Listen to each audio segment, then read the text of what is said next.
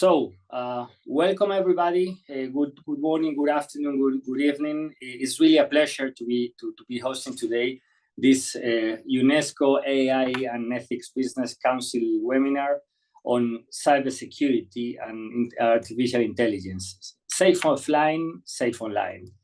This is the seventh webinar that we host at UNESCO. We have been covering health and how important AI can be to improve our healthcare system. We have covered education and all the innovation that comes with it.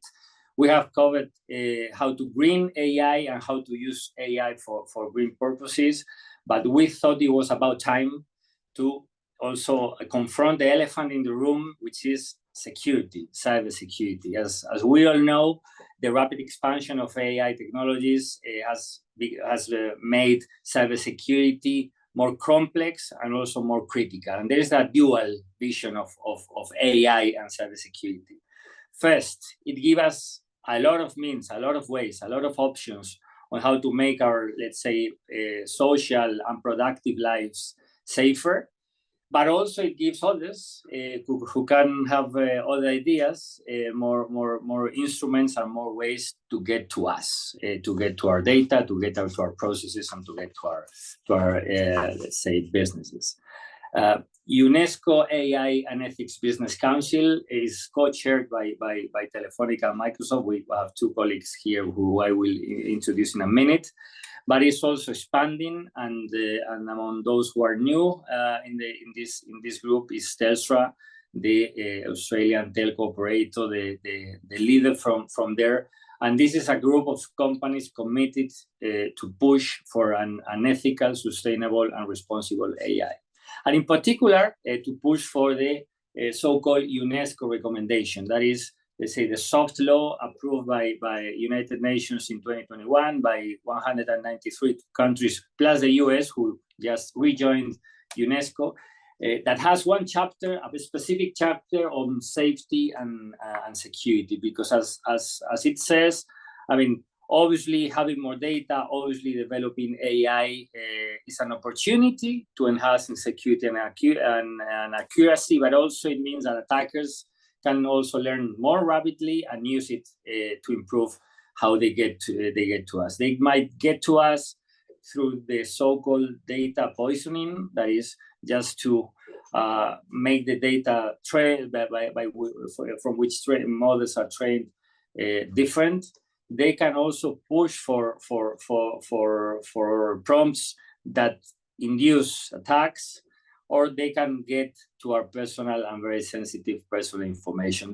So that's why UNESCO recommendation was very clear to be proactively getting things right, even ex ante, and doing a lot of safety tests before we launch the services, the uses, and the products using AI.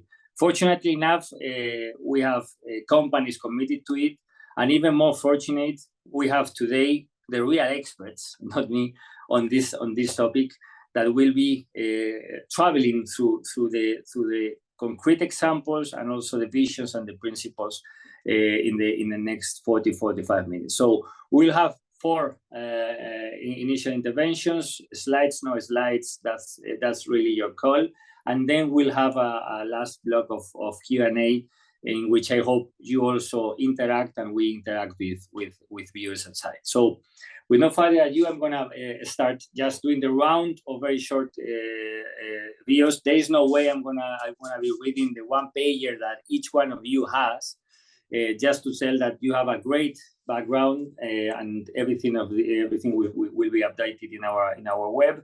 But we'll have David Hoffman, who is Professor of Practice of Cybersecurity Policy at Smethurst School of Public Policy at Duke University, and even more important, as important, co-founder and colleague at CC Latam, one of the new think tanks based in Miami, in which we are highlighting the innovation, the creativity, and the dynamism of our region, Latin America and the Caribbean, that we love so much.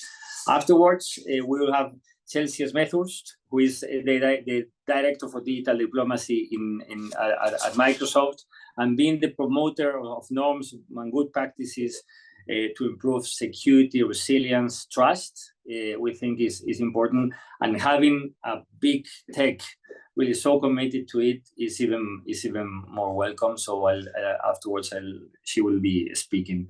Nicolas Kourtellis from Telefonica, co-director of Telefonica Research and head of systems of AI. We have been working with Telefonica from the very first time. I know the services that you have using AI are counted in the hundreds and probably in the thousands if we wait a bit. So it's great to know and to hear from you how you are confronting this thing. And last but not least, Lisa Green, really, I mean, we are, let's say, remote friends. So hopefully one day we'll meet really in person. But we have been working for the last times. She from leading data and AI solutions at Telstra. Because Telstra is the last big group and big company who has joined the Business Council. We are reaching there, as we said, UNESCO expands to Oceania and to Australia. We are really global, and that means also some challenges of timings, but we appreciate the effort, Lisa. So with no more further ado, David, I think the screen is yours, and I will be strict with time, but I'm pretty sure you'll be giving us a lot of food for thought in the let's say 6-8 minutes that in this initial conversation. All yours, David. Angel, thank you very much, and thanks to UNESCO for organizing this conversation. As you mentioned, I am a professor at Duke University. I have appointments at the Public Policy School and the Law School. But when they brought me on board to coordinate the work on cybersecurity across the university. So we take an interdisciplinary approach to it, including leadership from the engineering school and the computer science department and the business school coming together. We also run something called the Cybersecurity Leadership Program, which brings executives from the private sector and senior leaders from governments from around the world together to talk about these issues and to do cybersecurity leadership capacity building, and have had a focus on artificial intelligence and the unique and expanded issues that AI brings in the cybersecurity arena. We talk a lot about, in that program, about trust and transparency and how to organizations, whether they are in the private sector or in the public sector, can demonstrate that they either should be trusted in the way that they're running their operations, or that the technology that they would like to use, whether that's hardware, software, or services, should be trusted. Transparency is a big part of that. So in line with that, two additional things I want to say from a transparency perspective. First, before I came to Duke full-time 5 years ago, I worked for Intel Corporation for over 20 years and ran their cybersecurity policy organization along with privacy and AI policy. The second piece I just want to mention is that I do serve on an advisory board for a venture capital company called Paladin Capital that invests in cybersecurity, cyber safety, and artificial intelligence tools. So I try to bring that all together in my teaching to not just analyze the academic side of risks, but to talk about practical solutions, both in implementation of technology and in the way that governments and the private sector can collaborate together. So one of our focus areas within trust, particularly from a global perspective, is taking a look at the way supply chains are reorganizing globally, and how, as new countries are playing expanded roles in a variety of supply chains, but semiconductors being one very prominent one, the increased prominence that the reliability of critical infrastructure has when trying to deploy more capital into those supply chains and to invest a lot more in the technology. As we've been doing that and talking to a variety of different countries, the concerns about artificial intelligence as a risk factor for cybersecurity attacks on that critical infrastructure, but then also the potential for artificial intelligence to be used to be able to protect that critical infrastructure, both whether it is publicly owned critical infrastructure or whether it's critical infrastructure components that are owned and or operated by the private sector or a combination of the two in that particular country.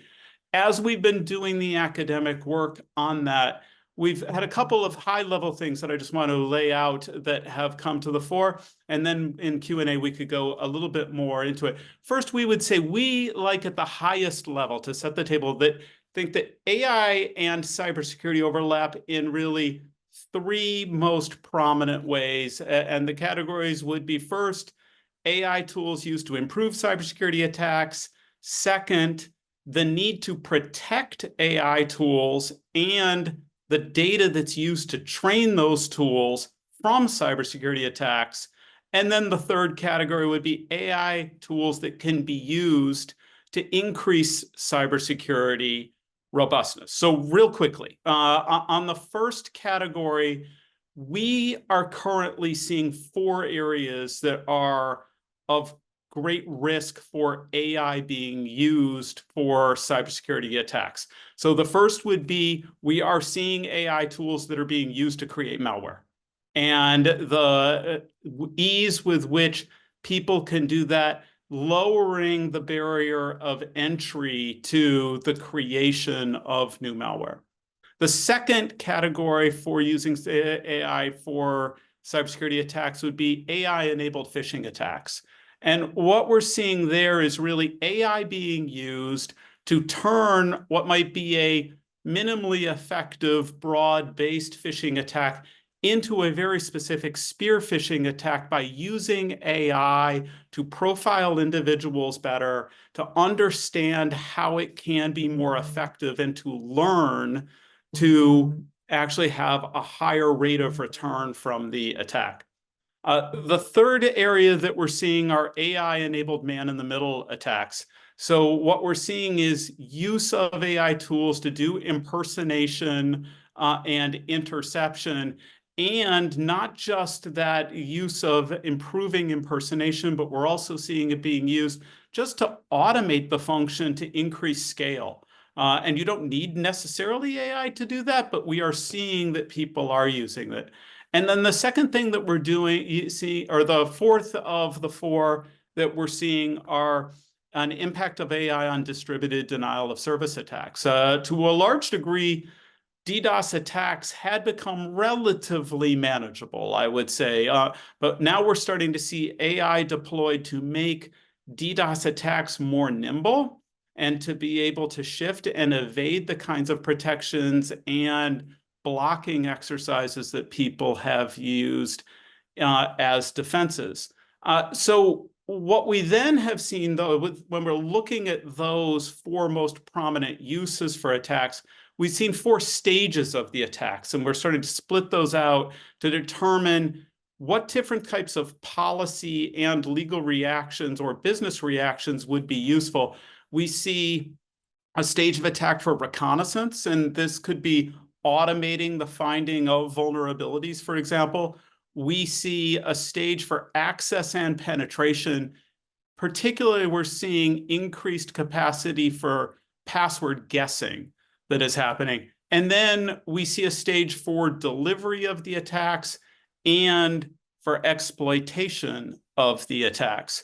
So we see these different categories where cybersecurity attacks are using AI, and then we're seeing these different stages.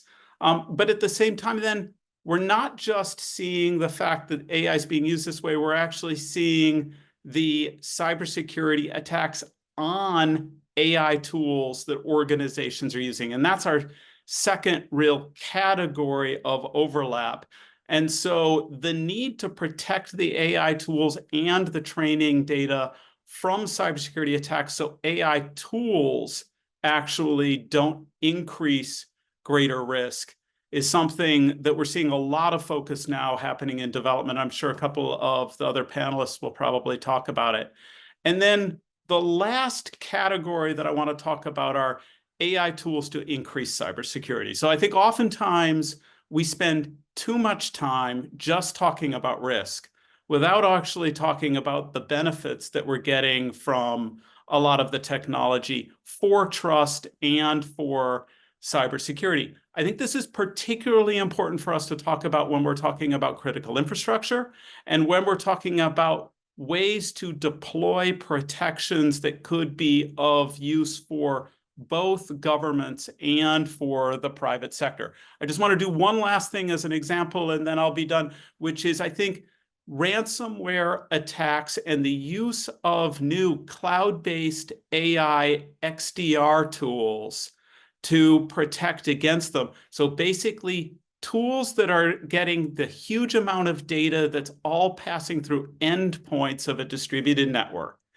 and being able to bring that all together, apply advanced analytics to it, and to be able to learn and to respond quickly within an enterprise.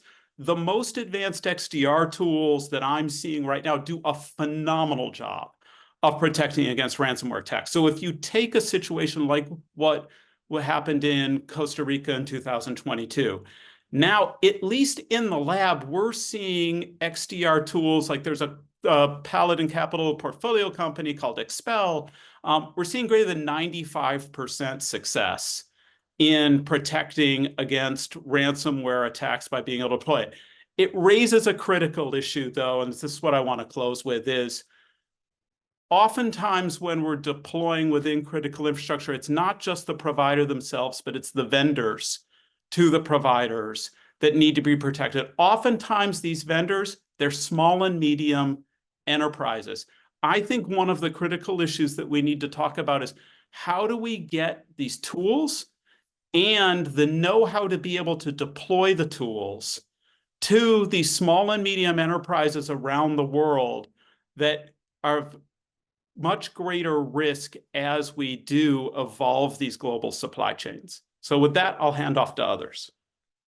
No, thank you, David. Let me react on what you said on resources. I mean, UNESCO recommendation has, broadly speaking, 3 pillars.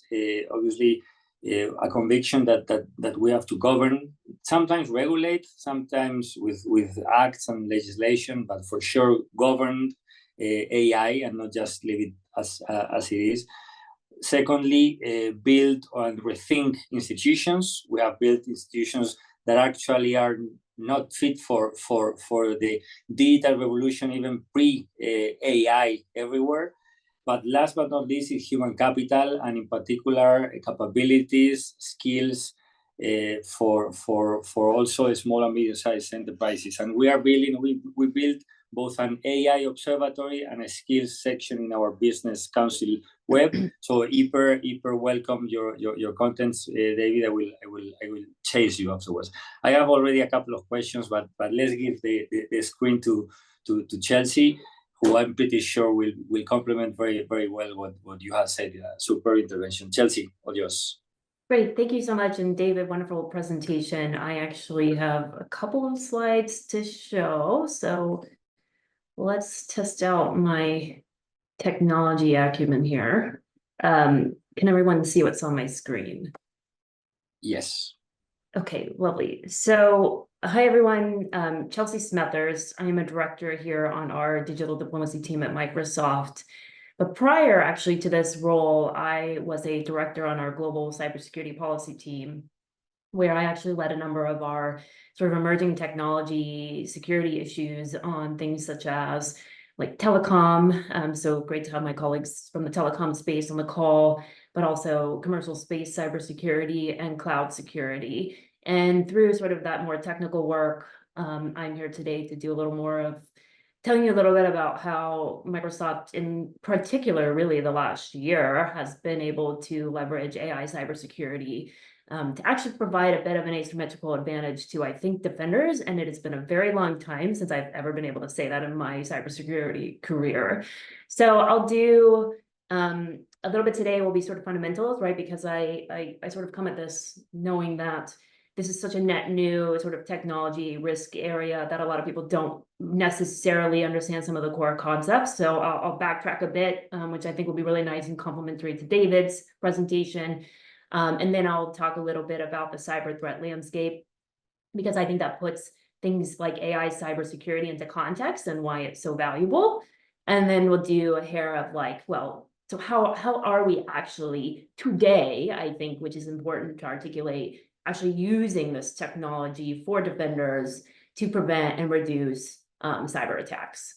So moving forward a hair.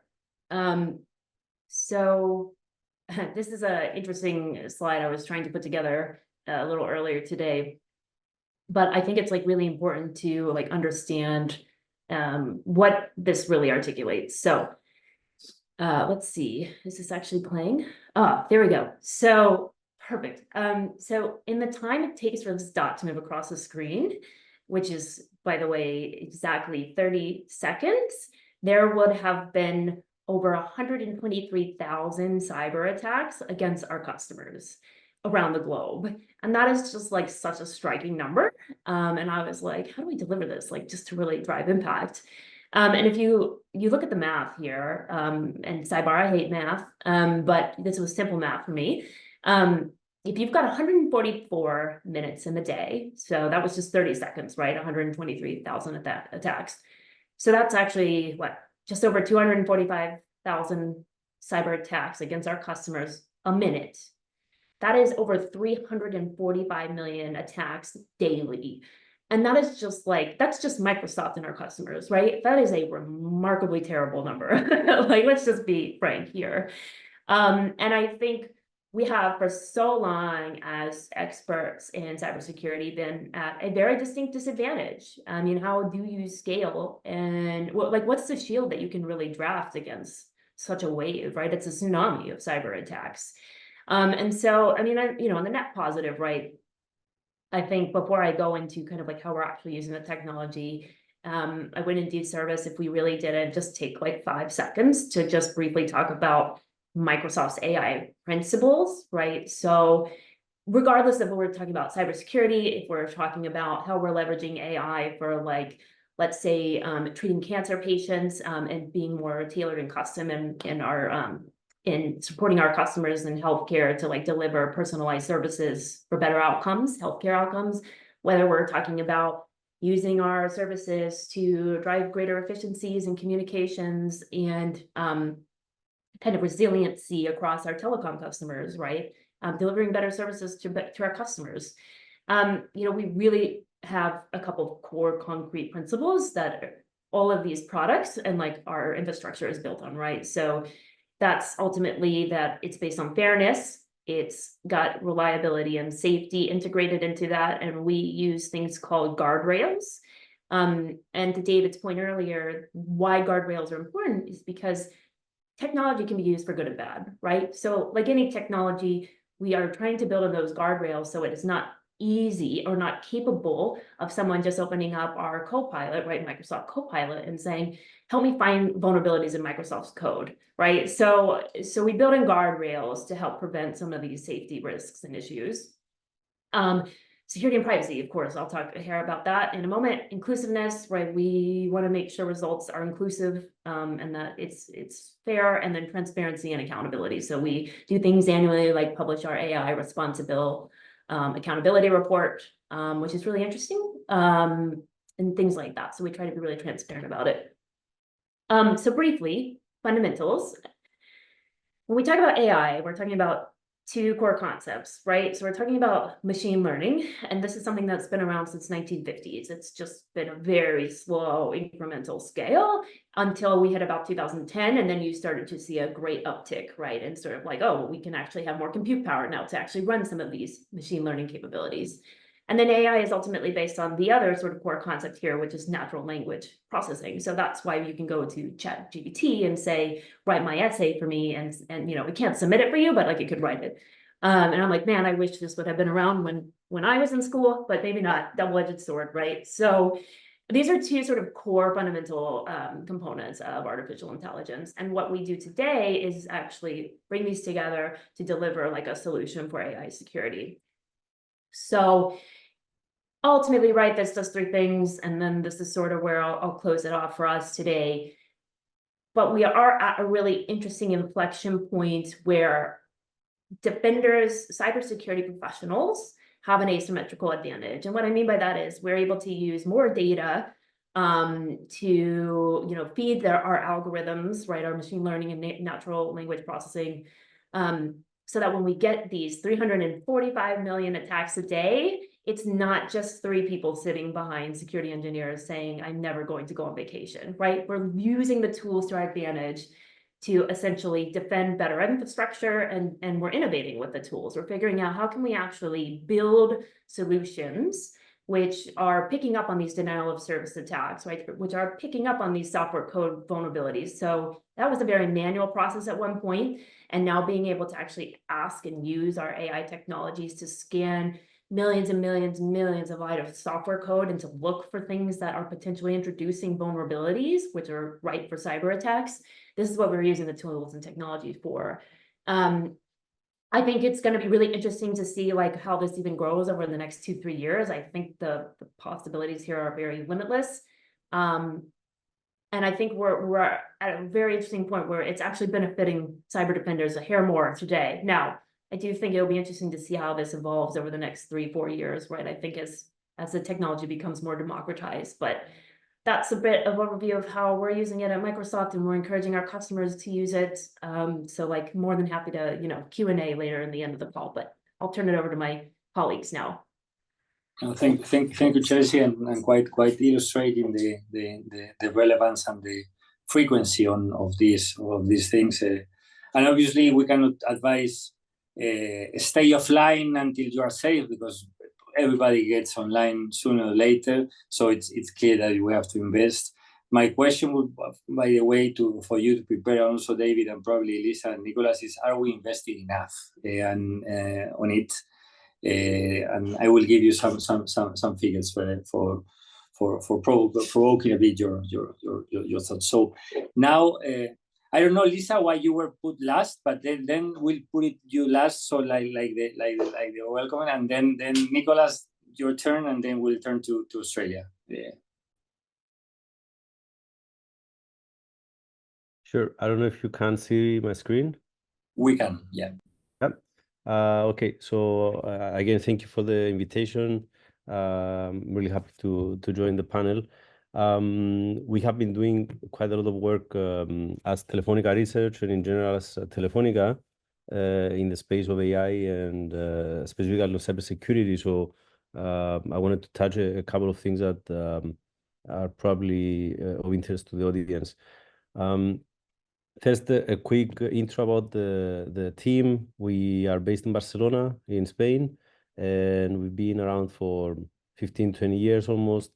At the moment, quite a large group of researchers, visitors from universities and so on.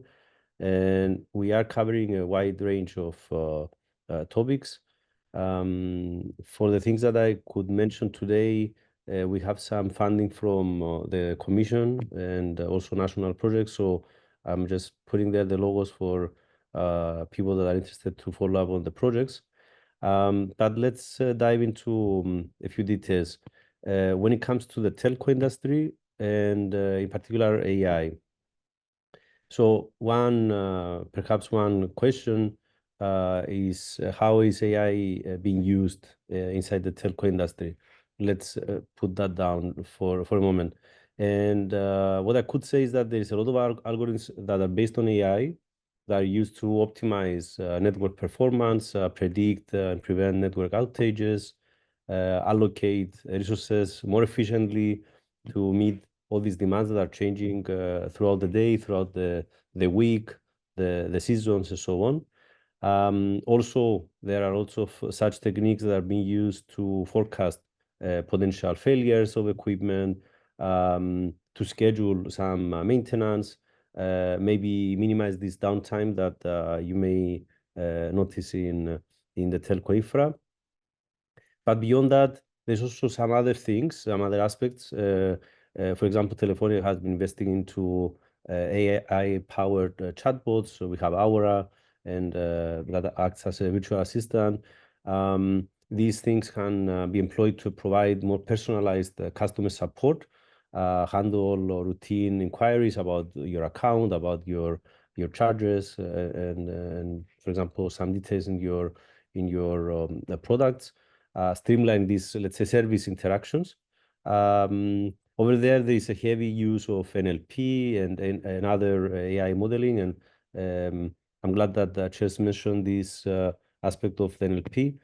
There's also this analyzation of big data that are collected from network operations and the customer support interactions that can allow you to extract valuable insights, identify trends, and make some decisions based on this data. Finally, there is this aspect that I want to dive a bit deeper in a little bit, which has to do with the cybersecurity aspect. And in that case, we see that AI can be used to solve or provide some solutions that can mitigate various threats, help us identify anomalous behaviors that can be either from these failures that I mentioned earlier that are, let's say, expected, but it could also be from attackers that are inside or outside around the network. Also fraud detection, fraud in billing, authentication of users, and so on. And of course, there is many more, right? And this is just a non-final list. When it comes to the security and privacy, we can mention a few things that I think are relevant to AI. First of all, if I would like to touch how Telefonica is prioritizing security and privacy with respect to the AI, there is a whole range of different regulations now in the European Union, from the GDPR that was introduced 6-7 years ago to the AI Act, Digital Services Act, and so on. And all these type of regulations allow us to operate and build a privacy by design kind of infrastructure and services that allow the users to interact with the system and in extent the telco, let's say, world in a safe way. Of course, privacy by design needs to, and it is governed by these regulations, and it has to have it involves the implementation of privacy by design features such as anonymization, differential privacy, for example, used inside the user models built while you're building, for example, insights on the telco side, and so on.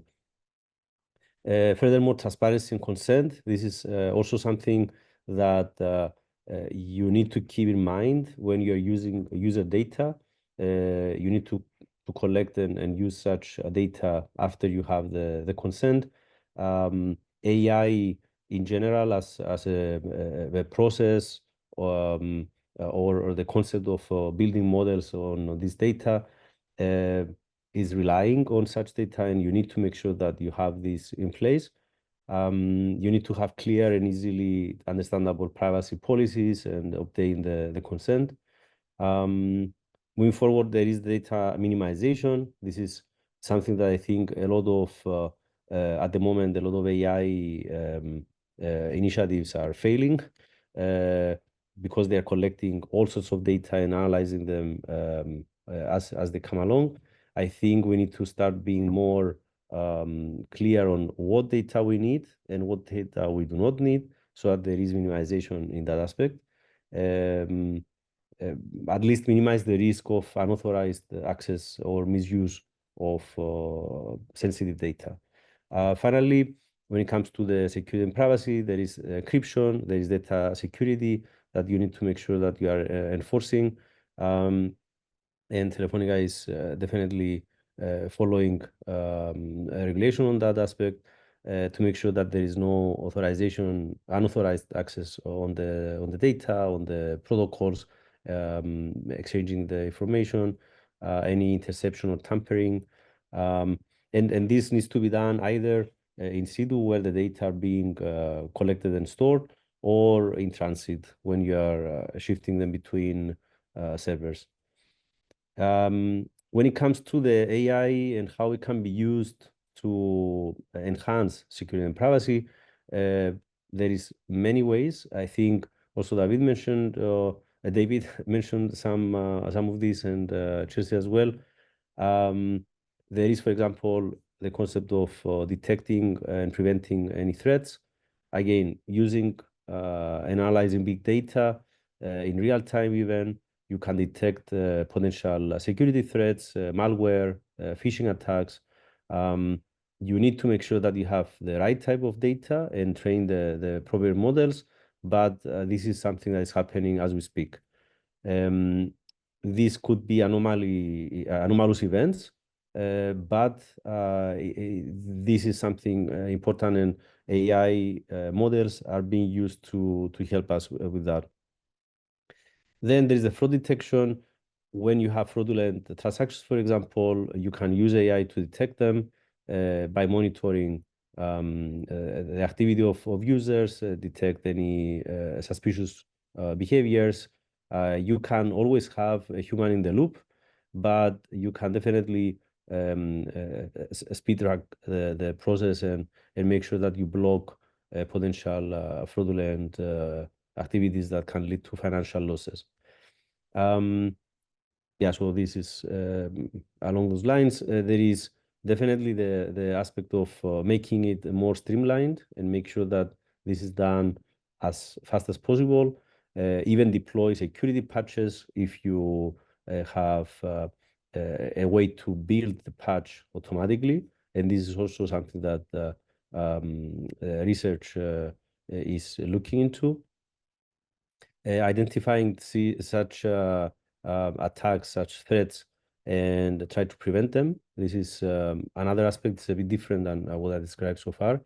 And finally, after you have identified such attacks and you have the incidents collected and reported, you can do also forensics. You can analyze all these past records and history and try to learn from that so that you can have better prevention and detection. And finally, just to wrap up, from the Telefonica Research point of view, in the space that I'm also leading the Systems AI Lab, we are doing a lot of things, more from the research point of view, but we are looking at the applied side inside Telefonica. First and foremost, we are focusing on understanding how to provide better privacy, security, fairness, utility, and sustainability of the models built, especially for the systems and networks of Telefonica, as well as the users. We also look at the other way around, so how to build the systems and the networks to better support AI type of devices, applications, and so on. So there are this, let's say, this duality of things. Furthermore, we are looking into how to democratize the deployment of AI models and the use of these models across the devices, across different industries, so not just in the telco world.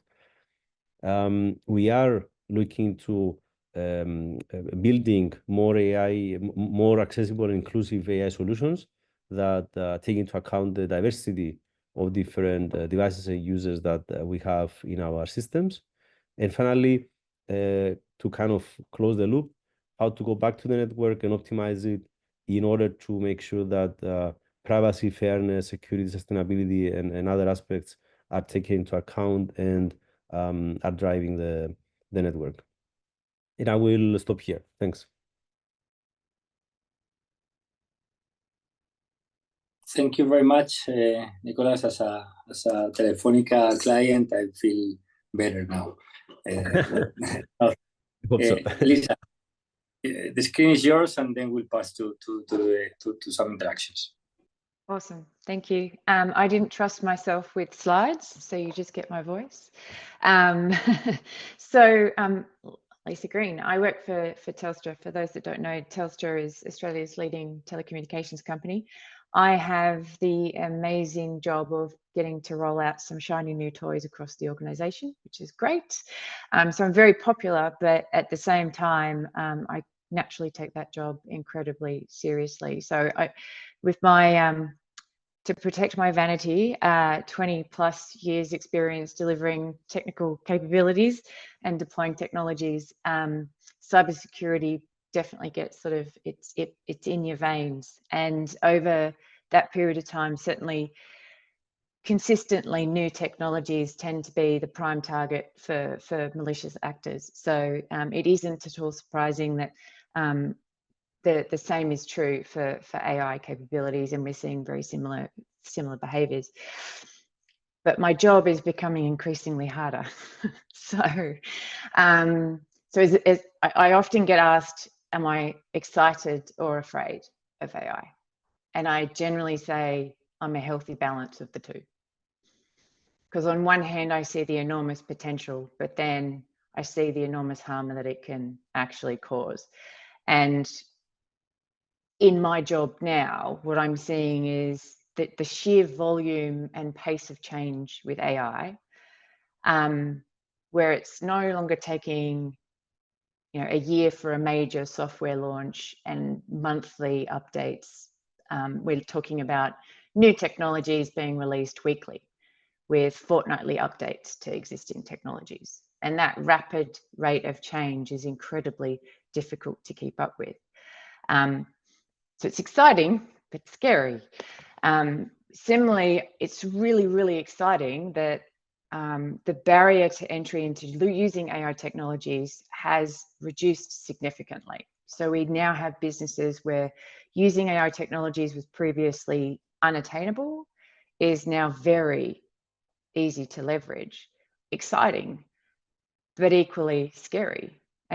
And David spoke a little bit about this, where some of these smaller businesses are not in a position to heavily invest in sophisticated security controls or have the right skills in their workforce. Now, an extension of that is David spoke also about some of the traditional sort of cyber threats and did a much better job than me describing them. But generally speaking, the things we focused on come in three domains. So confidentiality. So it's very common these days to see in the news headlines some sort of unfortunate data breach. The integrity. So, we might see mass manipulation of financial data to commit fraud as an example, and availability. And David did a great job describing what that can look like for critical infrastructure. But now I have to care about a new one. Abuse. So generative AI and using things like prompt injection, attackers can now bypass some of the safeguards that are in place, and where we've deployed AI technologies, they can actually manipulate them and use them in a way that deviates from their intended use. So things like promoting discrimination, generating media to incite violence against certain groups, creating offensive images. And that troubles me on two levels. One, I have a very important job to protect a company and our customers. I also have a family and children. And so, again, excited, scared at the same time. So the likelihood and impact of personal harm is becoming increasing. And so our responsibility as companies deploying these types of technologies is obviously very high too. Now, I mentioned that the barrier for businesses adopting these AI technologies is reduced, and as we've already heard, the same is true for the attackers. So seeing the unrestrained sort of artificial intelligence chat platforms that are being sold online with help you write malware, well-written phishing emails, build phishing sites, how to commit fraud, how to harvest personal information. And here's all of that along with samples of codes and all the tools to deploy them. It's kind of pretty scary stuff. So all of those things are there available without the conventional guardrails that you would expect, and we see through commercial AI platforms such as ChatGPT. So keeps my job interesting, let's say. So from but for Telstra, security is an integral part of our responsible AI framework, and cybersecurity is integral to everything we do. So we build, design, and manage security for a very vast global network. We use a range of technologies and security controls to minimize the likelihood and impact of unauthorized access to our networks and our systems. And we continuously invest in those security capabilities, which includes the people and the culture, as well as maintaining and enhancing existing technologies so we can stay ahead of cyber threats. And so privacy protection, security, reliability, and safety are fundamental to our responsible adoption of AI at Telstra. So they're key aspects of Australian government's AI ethics principles, which we co-developed, and they're embedded in all of our policies and frameworks. And the same is true of the principles that as set out in the UNESCO recommendation as well. And by extension, we also leverage other best practices in the latest guidelines on the secure AI system development. So there are some government agencies across the globe who have collaborated to develop these guidelines, and we continue to work on extending our own standards to adopt these as well. But the principles and the policies are a really great step for any organisation. But what I found is if you don't embed them in your everyday, they're just really great, well-formatted documents. Having the processes on assessing and monitoring your AI systems throughout the life cycle is absolutely critical.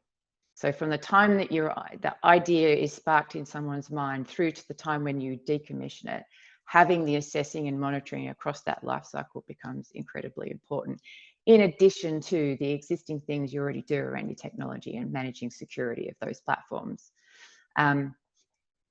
Having really clear guardrails, it's not just here's a policy, but how to apply the policy is also really important. So for example, when generative AI really took off, we really quickly updated our guardrails for our end users and technical professionals so that they knew what they could and couldn't do with the technology, what to look for, what not to do.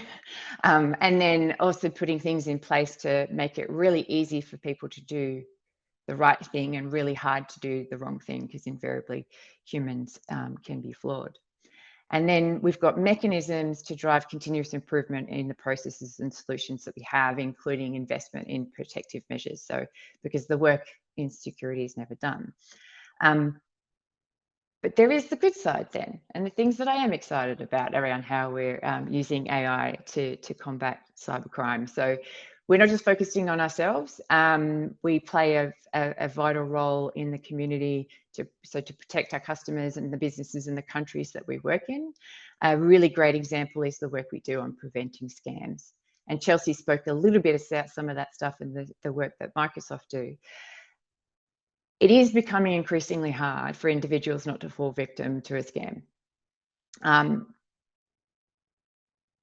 The telltale signs of a scam email or a message, like spelling and grammar, incredibly difficult to spot now. In fact, that is almost like the education we were giving people 6 months ago is now almost redundant, in my view. But our we've got a program called Cleaner Pipes. And what this did was we worked to stop scams before they even hit our customers. So yes, we want to train people how to spot a scam and how to respond and be skeptical, but how do we actually stop them from being compromised? And we can't completely eliminate that risk. And we're certainly not a substitute to appropriate threat protection, but we've been able to use AI capabilities to block, on average now, 10 million scam calls a month, 11 million scam SMSs a month on average, and then tens of millions of malicious domains get blocked, and we're blocking almost 280 million incoming scam and unwanted big emails on our own customers, big pond email accounts. And then we've got systems in place that allow customers to actually report numbers so that we can our systems continuously learn and improve blocking. But this isn't unique to the telco industry, and cross-industry collaboration, I think, is really critical. So we've teamed up with one of the major banks in Australia and to launch something called Scam Indicator Capability, which allows us to protect joint customers between us and the bank from phone scams. So basically, it's designed to detect high-risk scam situations in real time so that the bank can then intervene appropriately. So I think what I would like to sort of leave for everyone is that cybersecurity is a team sport. So it only works when we work together, and when we work across industries, it's one of the best ways that we can prevent cyber criminals, and using this technology to do so. Lisa, you got perfectly right the mood of this series of webinars. We live in between risks and benefits, fear and excitement. This is personal for all of us. Sooner or later, our family pops up, but so we work on for it. So this is the group that we are building, and it's great. Time flew. But let me do one. I will do two very brief questions, but one as an economist, because I mean, economist as I am, we look at markets and we say which are the market signals that we have here on AI, and that's how I evaluate whether we are investing too little or too much in something. So when one evaluates the market capitalization of the semiconductors and chip makers, NVIDIA to name the leader, we know that it's worth 5 Teslas, 10 Johnson & Johnson's or Nestlé's, 100 Delta Airlines, or even the capitalization of the top 17 banks, the biggest banks in the world. So what it should be, where we should be seeing some benefits on mobility, health, food, education, sustainability, we are not seeing that yet. It is still in the making, in the development part, in the production part, or in the big tech who are buying a lot of those chips, to be totally frank. Are we investing enough in security? What would be your goal to make also a business case for markets to really flag that this is as important as we feel, both personal and professional? Let's do a very quick round, because I have the last one afterwards. So the same order if you want, David. Yeah, not investing enough, and more than that, not investing enough on making it ease of implementation of tools to better protect against risk. We're seeing a lot of good investment in development of tools. Now we need to invest more in being able to implement that across societies across the globe. Chelsea. So I think with any sort of new technology that has a learning curve, especially something like AI, there's a real need to accompany the deployment of these with capacity building, right? So I think this is, and I think this goes back to one of our AI principles around fairness and equity, right? And so I think being able to figure out, and Lisa mentioned this too, right, with small businesses, like where are the constituents, right? Whether we're talking countries or we're talking citizens or we're talking consumers or businesses that really need the heaviest lift for capacity building for these technologies, because what's the point if they can't leverage them effectively to defend their personal assets, right? So that's probably the key takeaway I would really leave you all to think about, especially given your audience and your constituents at UNESCO. Perfect. Nicolas? This is your chance to move VC money to this business. So use it.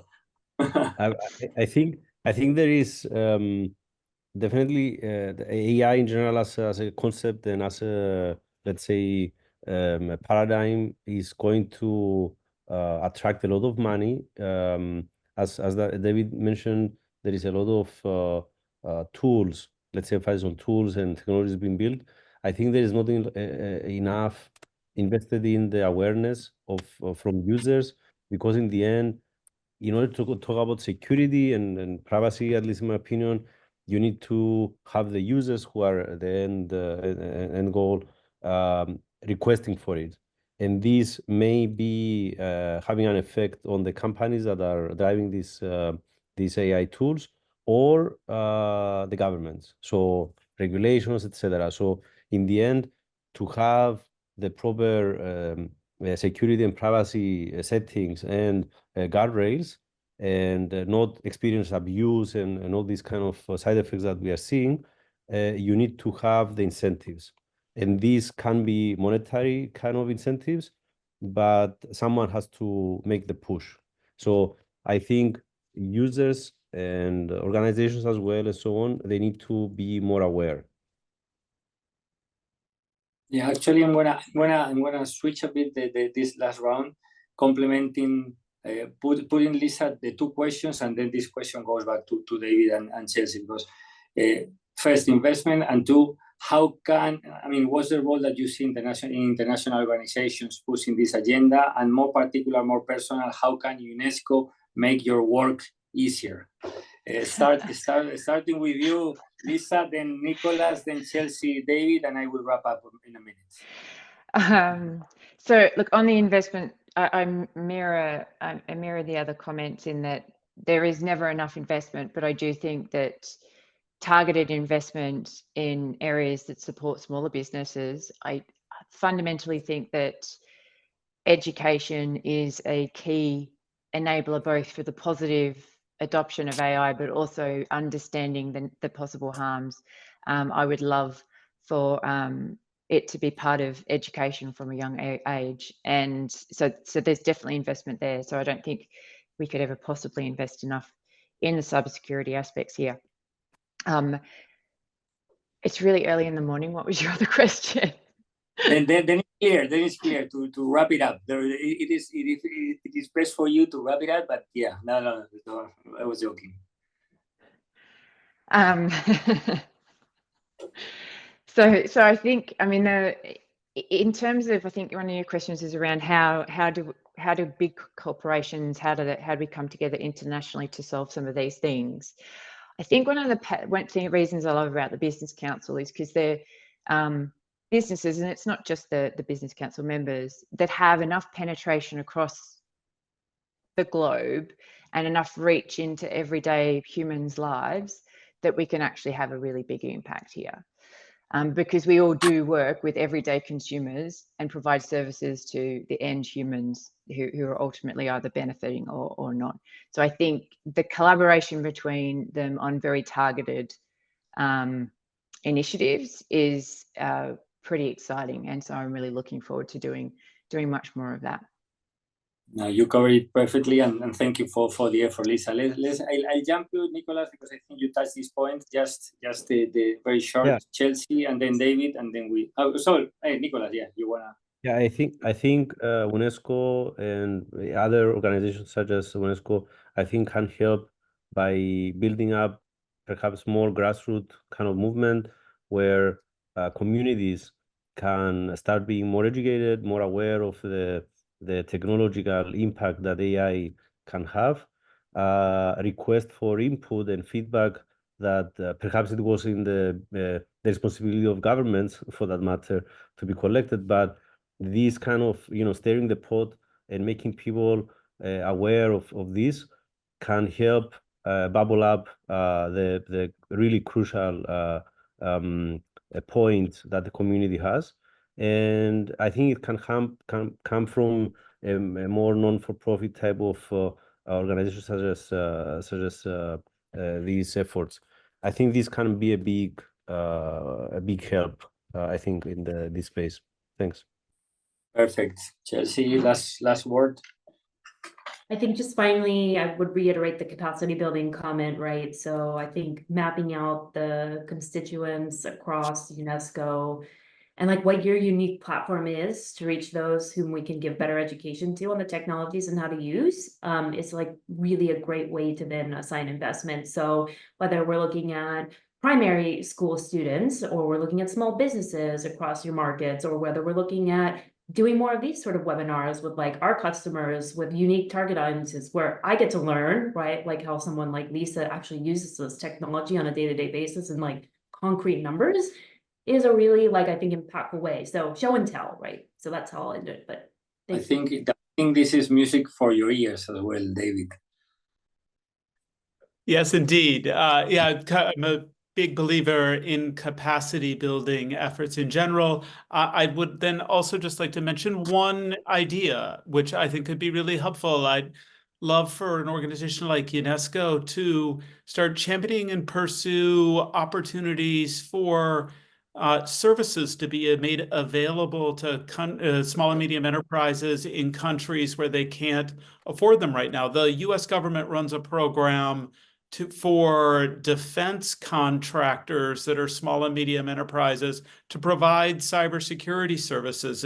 Are there models where groups of smaller countries could come together to negotiate with cybersecurity providers like that to get these kinds of tools and training on how to deploy them, so that when we actually have technologies that can stop a number of these attacks, we actually get them deployed? Yeah, no. Listen, when I was preparing this webinar and without any large language model, I thought about let's say a comparison. Some of you know I like biking, I like cyclists, and among riders, they say that in the world there are just two: those who have fallen from the bike and those who will fall from the bike. So I think in cybersecurity, we are in the same way. Those who have fallen already into some trap and those who will. So jokes aside, I think in policy terms, it's clear and the message is clear. We need solid and stronger and more resilient infrastructures to make things, let's say, more complicated. We need also fast and swift responses when you fall, because we will fall or we will have already fallen. And the message from here was clear. We also need capabilities, skills, both from let's say grassroots, from primary school, and also for our companies. Actually, David, the UNESCO recommendation now is being implemented in 50 countries, mostly global south. And one of the chapters on the readiness assessment methodology with governments is actually the capabilities and how to train the public sector to implement and to use these AI initiatives. We will complement these readiness assessment methodologies with the ethical impact assessment methodology, fancy image here, but I got it, which is companies also volunteering to push the UNESCO recommendation and some of the principles as the OECD ones, because they trust that it's also good business. Because sooner or later we'll see citizens demanding companies to behave even better. We will see workers choosing where to work based on values of the companies, and also we will see investors dedicating some shares of the portfolio to them. Your message were clear: skilling, competition, capabilities. We'll count on you. We thank you for having been here, and it was really a pleasure for me to be with you all. Thank you very much. Great. Thank you. Thank you. Thank you. Bye.